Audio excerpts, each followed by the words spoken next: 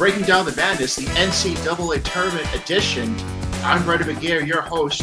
Once again, joined by the Warrior Friar himself, Daniel James. We're going to talk about Providence College and their NCAA Tournament assignment that will feature them taking on a blue blood on Friday night, the Kentucky Wildcats. Dan, once again, great to be joined by you. And, here we are. We're dancing officially. We'll put away the Friars and their tough ending to the regular season and one and done the Big East tournament. It's a new season. It's a new day. And as Ed Cooley said, the first to 6 wins gets to cut down the nets officially.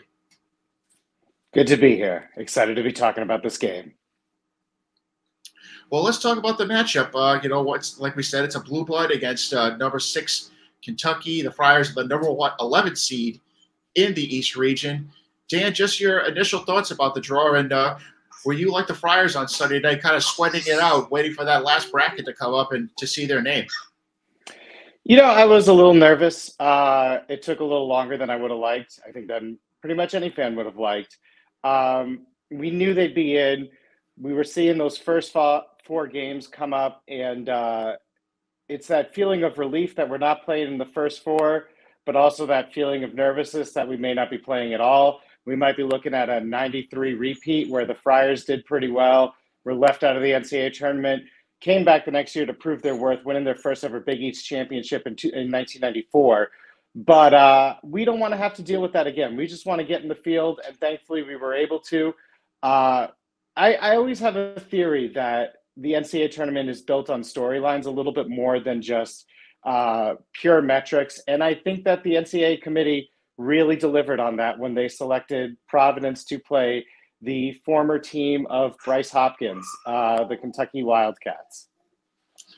We'll get to that storyline in a minute with Bryce Hopkins going against his former team. But Dan, let's talk about the draw in the sense that the Friars get to go to Greensboro and not across the country to Sacramento or Denver or Des Moines.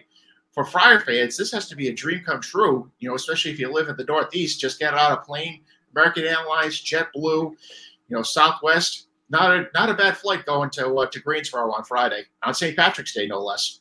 Yeah. It's a pretty quick trip, pretty good flight. My wife is from Raleigh, so we've made that trip to North Carolina almost every year.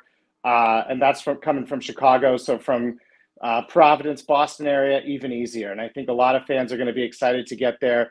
They're excited to come out and be able to support their team. I think part of that advantage of this seating is that we're able to go see this team play. They're not in a very far part of the country where travel is a little bit more challenging, a little bit more expensive. You might need to take a little bit more time off.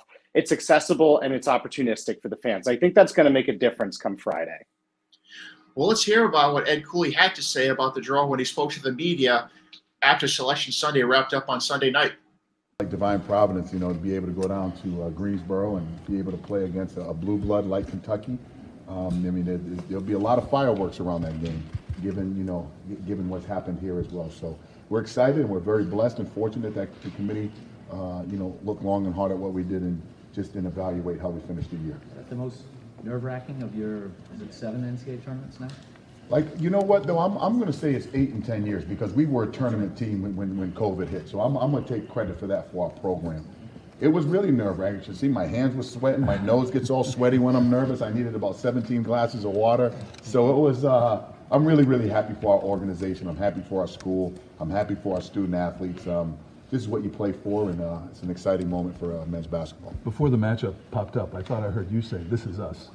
Yes, it's funny. I was messing with Bryce the whole day, and I said, we're going to play Kentucky.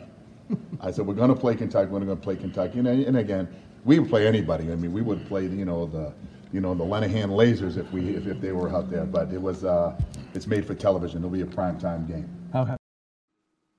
Well, it is a primetime game at 7:10 Eastern time on Friday night. Dan, I don't know who the Lenahan Lasers are, but I do know that the storyline that you touched on earlier with Bryce Hopkins going up against his former team, that's definitely one to monitor. It has been already, and it will be once the Friars touch down in Greensboro, and he's in the vicinity of John Calipari and his former running mates.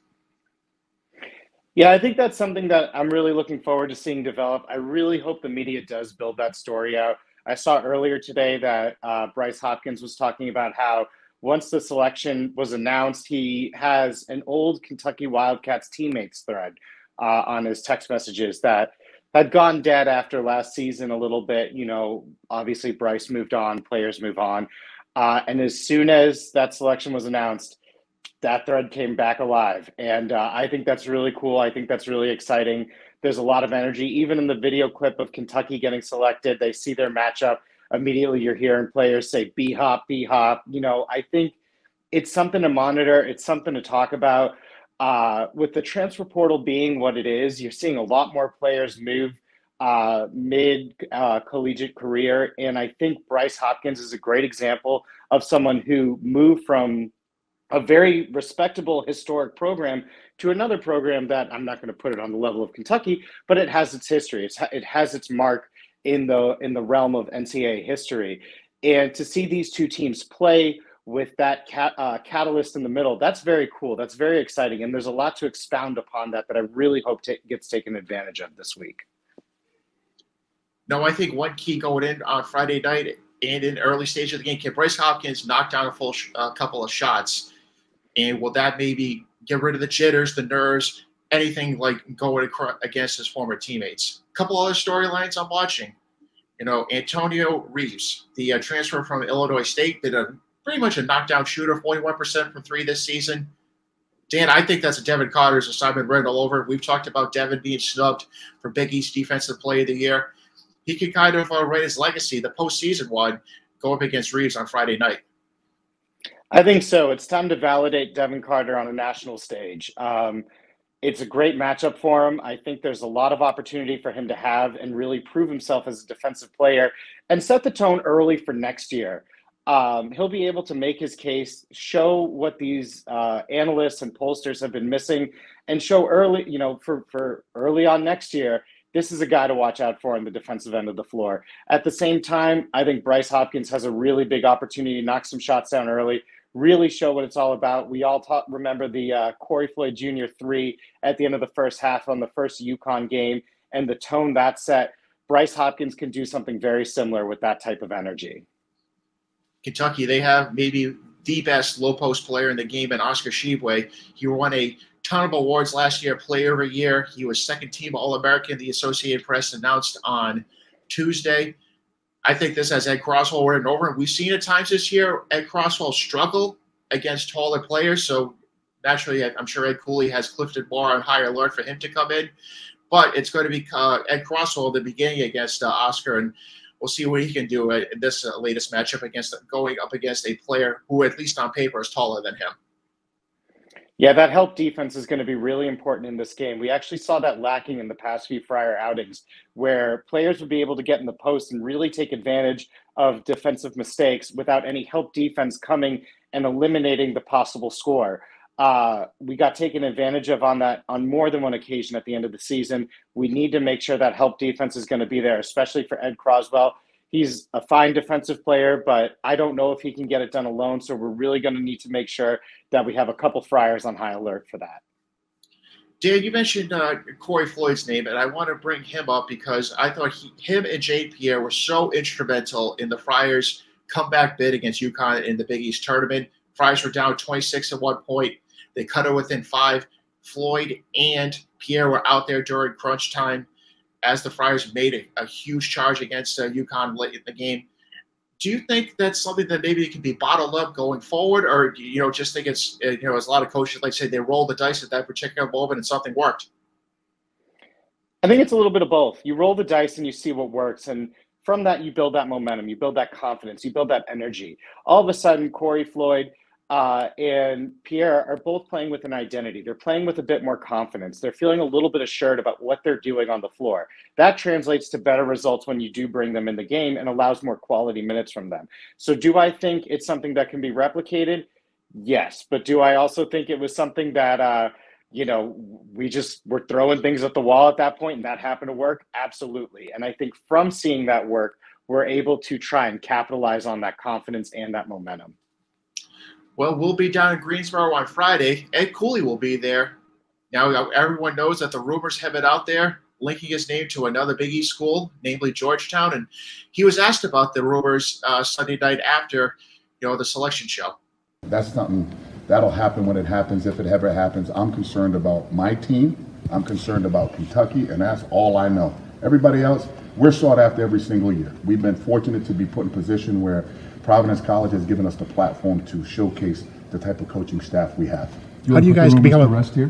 What's that? You want to put the rumors to rest? What are the rumors? The rumors that you're being approached by Georgetown for their job? I'm worried about Kentucky. Okay. That's all I'm worried about. Are you afraid that this might be some stuff of a distraction between now and Friday night, Friday day, whenever you play? I don't think it's a distraction. It's part of the business. It's part of what we do as coaches. It's what you guys do, to do your job. It's part of just what we do. We're sought after every single year, and I answer these questions every year. I'm the Providence College coach, and Providence College is playing Kentucky on Friday in Greensboro, North Carolina. It's on social. Dan, I think Ed Cooley could have taken, a big magic marker to saying that he was going to be staying in that opportunity that he was given. He didn't. How much nervousness is out there with Friar fans just because he didn't say, I'm the Providence College coach as long as I want to be here on Sunday night? I think a lot of nervousness. There's definitely anxiety right now. It's hard to go on Twitter and not see these rumors swirl. It's hard to be in a conversation and not have it brought up. I'm getting text messages from my Friar friends asking me, do you know what's going on? Have you heard anything? They're sending me things that they've heard and asking, can you verify this? Is this true? They put a lot of credit in me that, quite frankly, I don't deserve because I don't really have that much value or knowledge. What I do know is this. Ed Cooley, first and foremost, mentioned that this is the nature of the business. He's right about that. And what do you do in business? You don't show your hand. You don't give up any negotiating power or any leverage you may have. With the end of the season coming up and an NCAA tournament run on the horizon, Ed Cooley is thinking about one thing. What will this mean for me when I go to the negotiation table come April? Now, sure, he could have put those rumors to bed. In doing so, he could cost himself an opportunity to renegotiate his contract from a stronger standpoint, especially if he goes on a run this March. I will say the one thing I disagree with, that it's not a distraction. He said it's not, it is. I mean, we live in a world where everyone is trying to get the scoop. Everyone is trying to give an opinion. Everyone is trying to have a conversation. And those conversations repeat and become cyclical and expound and amplify every time they make their cycle. And in social media, in the digital world, that conversation happens 15 times an hour.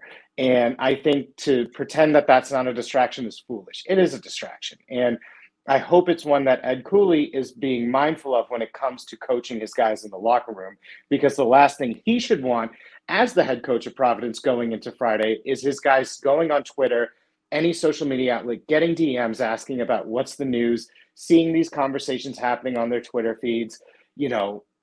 It's a distraction, and he needs to make sure he's shielding his guys from it first and foremost, and I hope he is.